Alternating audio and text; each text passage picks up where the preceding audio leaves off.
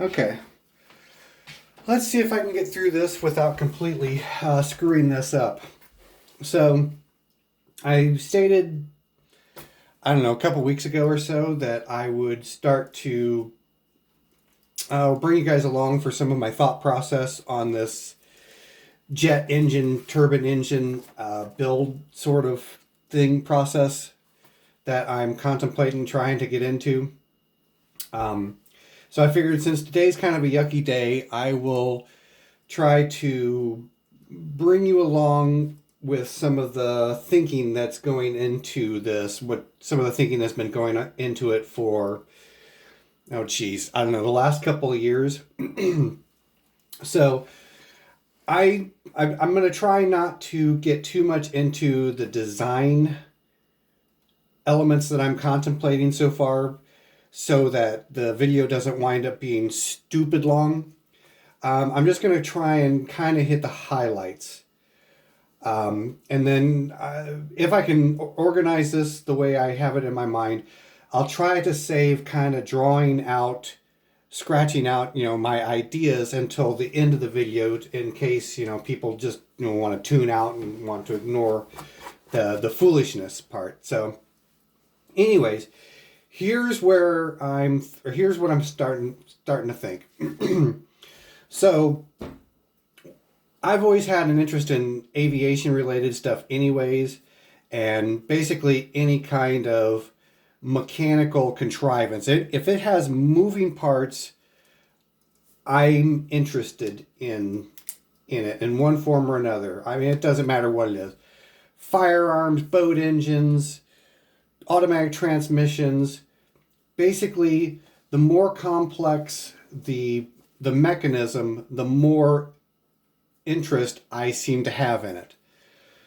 Now, I figure the reality for me is the only way I'm ever going to have my hands on a jet engine or a turbine engine is if I build it myself. If I were living in Russia, it looks like, based on one of the videos, one of the video channels I follow, which I'll get to him in a minute, he was able to go to like a local scrapyard and pick up, or maybe it wasn't a scrapyard, maybe it was a military type scrapyard. But anyways, he was able to pick up at least one, if not more than one, jet and or turbine engines to play with on his channel. If I remember correctly, I think he even went so far as to install a turbine engine into a BMW and actually made it drive. So, I mean, if I could get my hands on one of these engines, I would just scrap all of this and just tinker with that and call it a day. But this is the only way I'm ever going to get there. So that particular guy, and I'll put a link to his channel in my description. For the life of me, I cannot pronounce his name, so I just refer to him as Inrop Hero. But this is his name right here. As best as I can scribble it out from his from his channel. But anyways, 2 or 3 years back, maybe a little bit longer, I saw some videos from him starting to build from scratch a small jet engine. And the approaches that he took to it were pretty darn fascinating. Now, granted, there are a number of people who are cobbling together jet engine or turbine type engines all out of a turbocharger, like a pickup truck turbocharger, a semi turbocharger, or car turbocharger, whatever they can get their hands on. This guy did not go that route. It is, in my opinion, he went in the purest direction that this could go. Built from scratch. I've also seen people, or one or two people that I can recall, build jet engines from some pre-purchased parts. For instance, pre-purchased compressor wheel, pre-purchased turbine wheel, which is still, pretty darn cool considering there's still plenty of complexity, even getting beyond just those two basic components. Granted, in my opinion, from what I can determine, the most complicated parts, as far as I can tell, are going to be compressor wheel, turbine wheel, NGVs, the something guide vanes. Now I can't remember the end part. Anyways, basically anything that has to do with the aerodynamics of the engine, the thermodynamics of the engine, that sort of thing, the airflow through the engine. But anyways, his particular progression through the process, in my opinion, was absolutely fascinating. And it didn't look like it went flawlessly right off the bat. But if I recall correctly, I believe he got to a thrust producing final part on almost entirely scratch built stuff. I think he bought like bearings, if I could understand his translations correctly. But beyond INROP, there was also and forgive me, I can't tell the difference between a Swedish individual, a Swiss, a Norwegian, a Finnish individual, but I believe he was somewhere in that block of the world, a individual who was into or is into racing motorcycles that he had built. Again, I can't remember if his was scratch built or if he had purchased compressor wheels and turbine wheels for his project. But anyways, it was a turbine powered racing motorcycle. And I remember, as I recall, I was tuning into his channel when he was building, I believe, his second version of this engine. He already had a functioning one, I think, if I can recall correctly. But anyways, his channel was fascinating, but unfortunately I can't remember what his channel was called. I hadn't saved it back at that point. But one other channel that I follow pretty aggressive, or have followed pretty aggressively over the years, is Agent JZ. I believe he is a Canadian jet engine rebuilder up in Canada. And he frequently goes into great detail on some of the engines that come his way. So, and I'll leave a link for his channel as well. He has a lot of absolutely fascinating, or at least to me, fascinating information on his channel.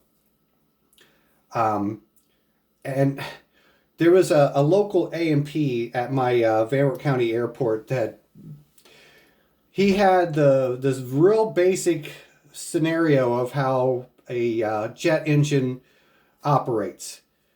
Suck, bang, blow.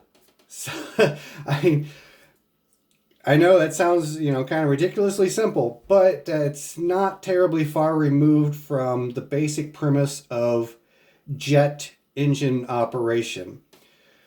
You have the section of the engine that literally sucks the air in, the compressor stage, the combustion chamber that ignites, mixes the air fuel, ignites it, and then blows it through the turbine blades, which actually produces the power in a turbine engine or continues the rotational process of the jet engine to continue the cycle.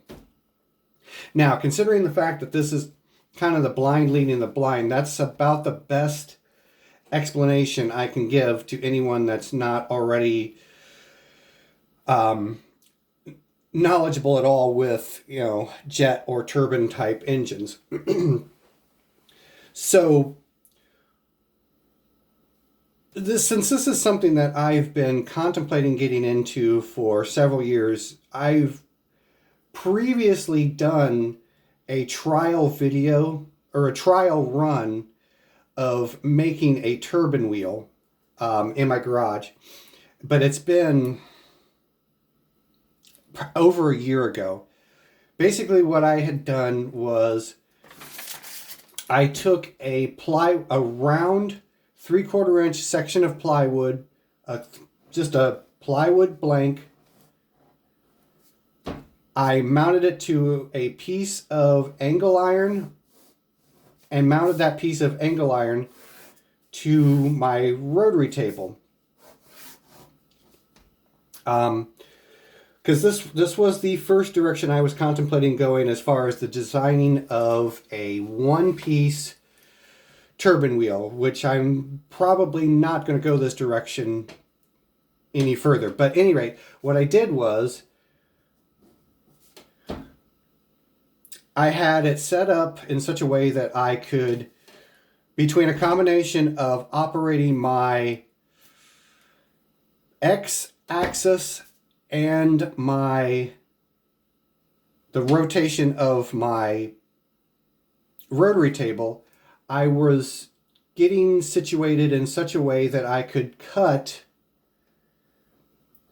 a particular slot in this theoretical turbine wheel.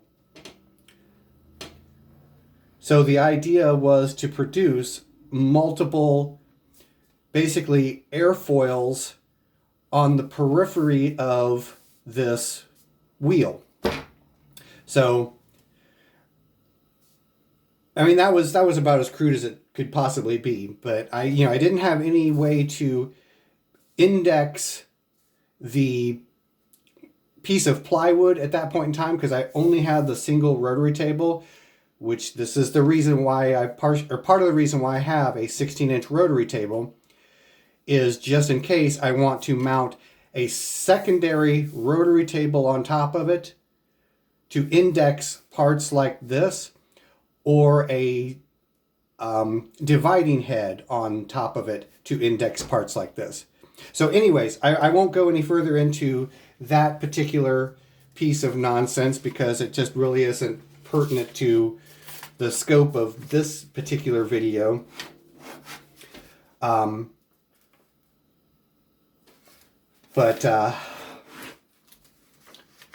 anyway, as you can tell, this is kind of my rough outline for what I'm trying to get through here. So there are people who have, perhaps I should say, attempted to make jet engines out of rudimentary things like pop cans and other stupid simple things like that. I mean, not that the notion is stupid in itself, but as far as actually producing a working, functioning engine, it is what it is. Anyway, so I'm trying as I go along through this, as I go along through the thought process, I'm also trying to come up with ways to test the different components before I move on to another component, or test them to determine whether or not it's possibly functional. It's practical that it may make a functional, complete, operational engine. So with that in mind, considering, I've got, the 3 different phases of the engine to consider, I'm contemplating if I can produce, or if I think I've produced, a useful turbine blade. My theory is I should be able to test the turbine blade's efficiency to some extent with something as simple as a weed blower,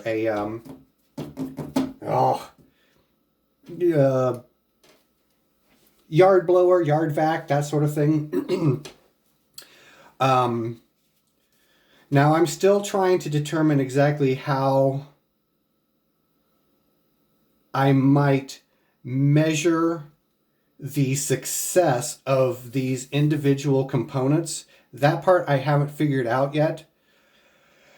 That will be something I'll be spending more hours contemplating yet, but I think trying to blow through a set of turbine blades just by themselves, maybe ascertaining how many RPM they're producing, maybe trying to put a friction type load on it to see if it will produce any type of power. The other thing is, and I just thought about it just now, is a turbine blade just out in the open, you can blow on it with a good set of bearings. I mean, literally blow on it and get it to turn. But through all the plumbing work of the combustion chamber is going to be a secondary, possibly going to require a secondary test once you've got a combustion chamber, whether it be cans, annular, what have you.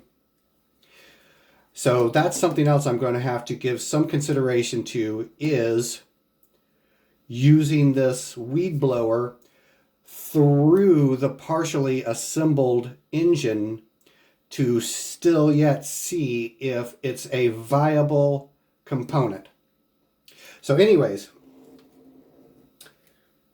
that's technically the third part, or the third section of jet turbine engine that needs to be tested. The first part that needs to be tested is the compressor wheel, the section that's actually sucking the air in and compressing it and moving it into the secondary stage, or the combustion area. Now, I've considered possibly testing it out by, in theory, having like a half-inch shaft on the outboard end of this thing that I can connect to a fairly powerful router, a woodworking router. Something that I can run up to, 25,000 RPM or so. And that idea I kind of just cleared up just as I was sitting down writing through this outline here. And possibly how I can read or determine if it's working efficiently might be to check it for boost. And that I just came up with just now.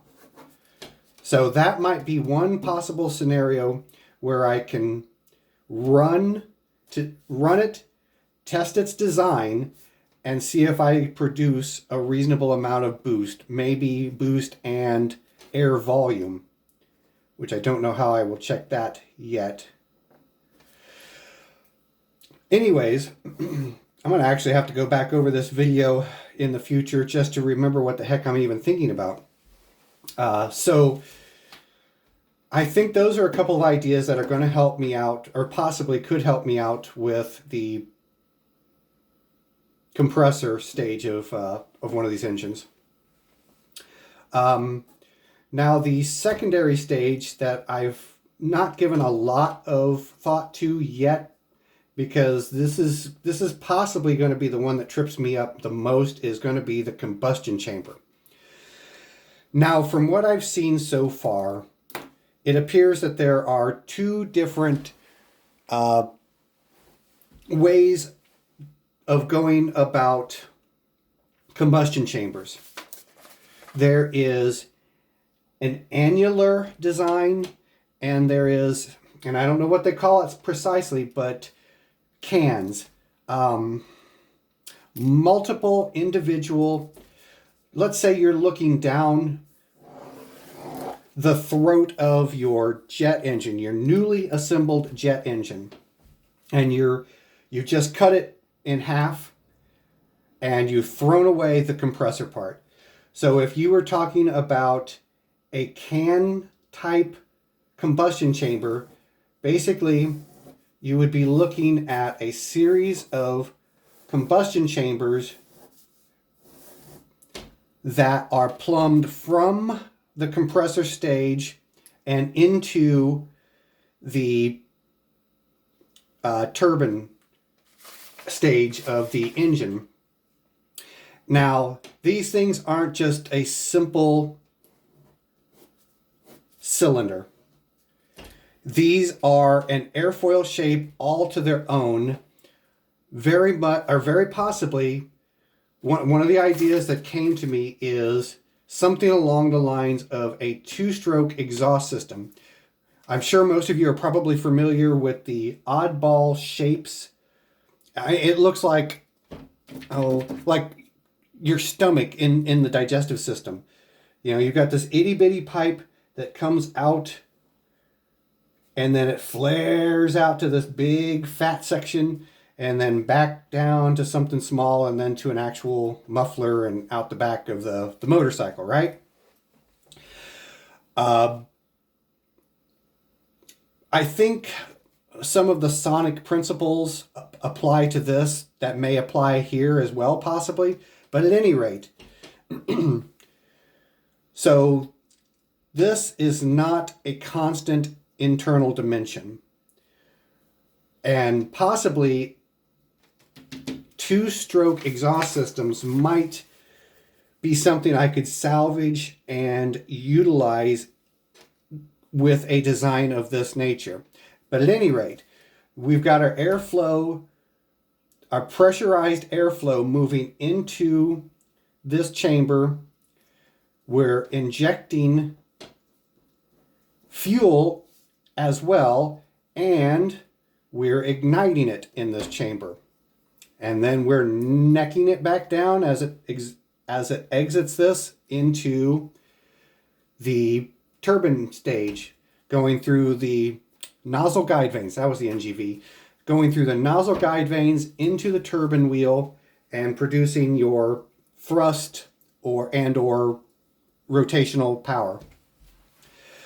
So anyways, this is another area that I need to figure out an effective way to determine whether or not I have a good functioning part, or possibly functioning part. So this is cans, or I wish I knew the proper term, but another way of doing it is with what's called an annular. So basically, you have this varying internal volume, varying as I understand, like this, and basically a series of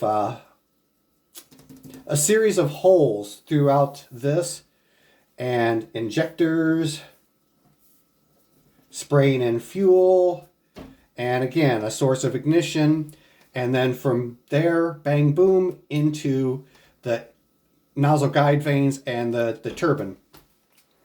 Now, one of the other interesting tidbits I've seen on these is they don't always just go straight back through the engine. Sometimes these things go off at crazy, almost looks like such a great a great angle off of the central portion of the engine that it almost seems like it would not even move any air through it. But some of these things go way the heck out here and then back in through the NGVs and the turbine. I think most of the times that I've seen them operate in that specific fashion is when they have twin compressor wheels. And when I say twin compressor wheels, I'm talking about compressor wheels that look very much like the inlet of a turbocharger. So basically you would have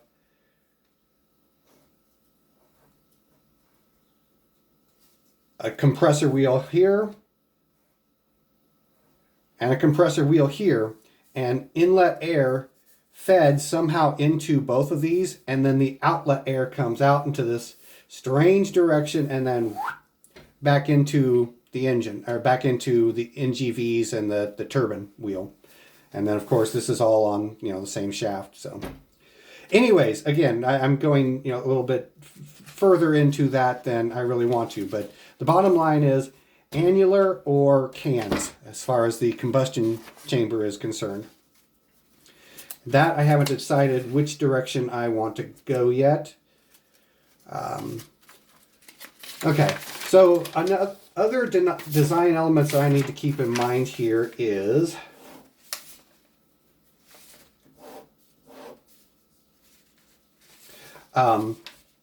oiling, and I'm probably going to this is probably going to be one of those few times where I'm actually going to have to spend some money on a product. Probably not going to be able to do this without getting some super high quality bearings that can spin up to, you know, who knows, 20,000 RPM, 100,000 RPM. I don't know at this point. You know, I could fling this thing apart in my garage and be on the wiser until it actually happens. Okay, so where I would think I'm going to go from here is basically, as I understand the turbine wheel, it looks like it is basically, and I'm sure most of you are already familiar with basic airfoil shapes. Let's pretend you have an airplane or a helicopter. Let's go with a helicopter. It'll be a little easier. Helicopter, symmetrical airfoil shape. Okay? Or, well, supposed to be. Anyways, now pretend that you want this thing to be wrapped around a circular or a very stubby cone. I'm not sure how else to say it. Anyways, basically, the airfoil shape that we're looking for this particular application winds up being a bit more like that. Pretend for a second that this is the actual turbine wheel here, and we wind up with these all around the circumference of it. Now, the turbine wheel and the NGV, basically the NGV is virtually just backwards to this, trying to get the air moving the right direction. Now, I may also have this backwards. I may only need this post turbine wheel or interstage if I were going to have a second turbine wheel. Then you need something here to straighten the straighten out the airflow again, so that will actually produce some work back here. Now, again, I'll have to do a lot more research yet before I swear to whether or not I need some of these in front of, but I'm pretty sure I need some sort of guide vane in front of even a single stage turbine wheel. But this is one of the places where trying to build one of these at home starts to become a fairly complex ordeal all in its own right. So, before I waste a complete hour talking just about this, I'm going to just kind of leave you guys with this and move into the compressor portion of this. So, I know there's a lot of unanswered information that's going through people's minds about this right now, and rightfully so, but we don't want this video to be 3 hours long. So, anyways, well, you know what?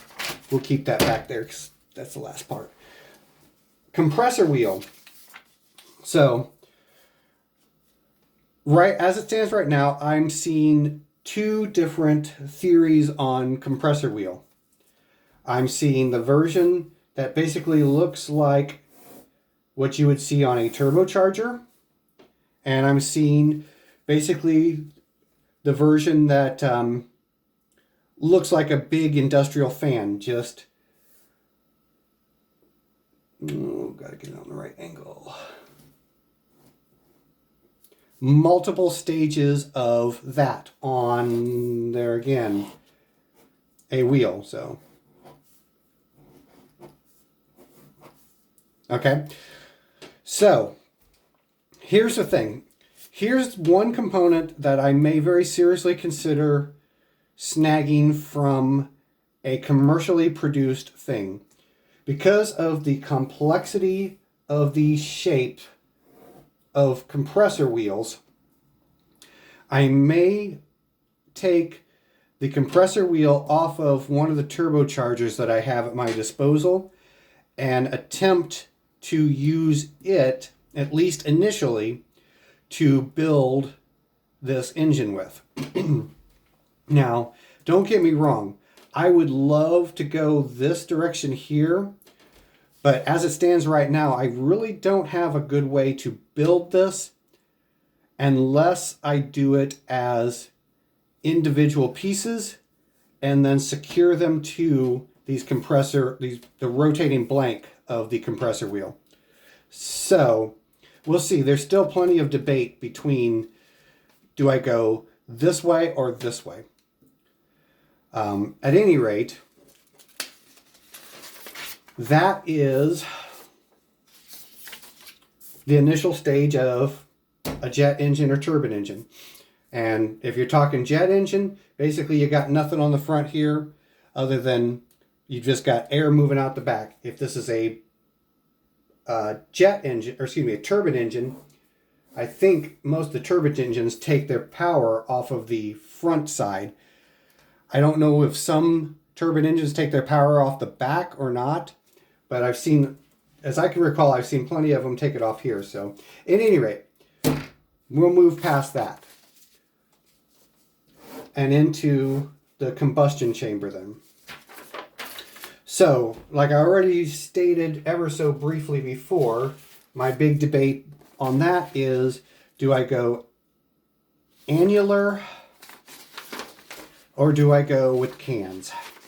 So then we're feeding air into either the can style business and then out, or straight through the engine. I know this is a terrible drawing. This is organized about as well as I can get my thoughts out on paper. But at any rate, this is the area that's going to be a big question mark. And on top of all that, I still have to figure out how to lubricate good bearings from an oil sump here off to another set of bearings. So I need to figure out how to oil the things, preferably without feeding most of the residual oil into the combustion chamber and filling my garage with smoke. And this is, I remember seeing the guy that was doing the jet-powered motorcycle. He did a whole lot on this particular subject. I don't recall much from what the Russian guy did. But this is something I'm going to have to research a little bit more. And honestly, even if this thing, even if it only runs for 10, 15 minutes on it under its own power, I'm going to consider that a success. At least from there, I can attempt to improve it. And I mean, let's be realistic. How many people can actually say they built a jet engine, you know? So, I mean, granted, the odds of me failing are high. Very, very, very high. Heck, God only knows if I'll even finish this damn thing, to be honest with you. It'll be probably countless weeks or countless months until I, get into any other videos with regards to this. I mean, between everything else I've got going on, the other properties, going down to Austin to help a friend install a generator, just on and on and on. So your guess is as good as mine as to whether or not this will get finished, and or whether or not it will ever run on its own, or if I'm just going to be sitting there holding a lawn vacuum or a lawn blower, on this thing the entire time to make it function. But let's assume for a second that it does function. It will sustain its own combustion cycle. It will continue to run on its own with me just providing fuel to it. Then the only other thing I can think of I need to do is figure out how to either determine how much thrust it's producing, which that one shouldn't be that big of a deal. Basically, put it on a platform, hook a scale up to it, measure the thrust. Moreover, if it winds up producing more horsepower or torque than it does thrust, I need to figure out a way to try to determine, a rudimentary, crude dyno or some sort to, if I can get this thing up and running and I can put my finger on the shaft and stall the engine, it's not really a success at that point. So if it can produce a little bit of power, or it can produce a little bit of thrust, or both, I would consider that a success. Anything else is pretty much a failure. So at any rate, not exactly going into this whole thing willy-nilly, but let's face it, there's a lot of science that goes into the production of a jet engine. Granted, they were doing it back in the 30s, the 40s, before there was much of a CNC sort of thing. And actually, that was even something I had asked Joe Pazinski years ago. I had posed a question to him: how would someone with manual machines, or how back in the 30s or 40s, would they have produced something like this? And I can't remember if he shot back with or maybe it was somebody else that shot back with something like those old pre-computer things, where what they call those, punch cards, where they would have machine operations based off of a series of holes punched in something. Anyways, basically that would guide the machine through its movements, its processes. So anyways, I can't even begin to guess. That's one thing I've tried to research, is how they machined the original, like the original Whittle jet engines, things like that. And I can't come up with any information whatsoever on how they were actually built. I can come up with information, I can come up with pictures of the engines themselves, but nothing as far as how they were built. Now, if anybody can link me to that specific kind of information, I am all ears. Of course, I'm all ears regardless when it comes to design information on this anyways, but that specifically, that would be kind of like the missing link for me. So, all right, I'm at about almost 40 minutes now, so it's going to take a while for this video to upload, but at any rate, if I haven't bored everybody to tears, I'll, touch base in the future possibly on more of the finite design elements of this. Otherwise, I won't bore you guys until it's time to actually start making some chips. So, whew. All right, I need a drink of water now. So, till next time.